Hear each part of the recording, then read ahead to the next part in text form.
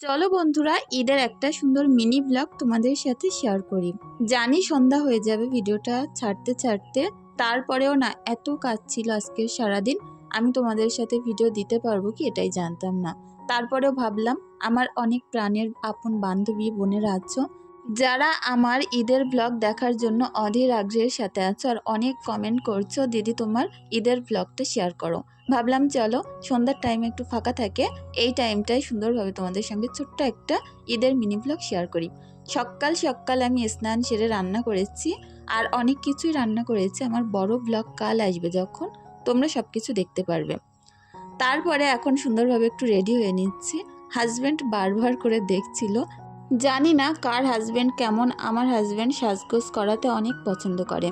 যাই হোক, মেহেন্দি করেছি রাতে, দেখো কেমন হয়েছে। একাই করেছি, অবশ্যই জানিও। এখানে আমি NIB মেকআপ কম্বো সেটটা ব্যবহার করে মেকআপটা কমপ্লিট করলাম, আর একটু ঘুগনি খেয়ে নিলাম।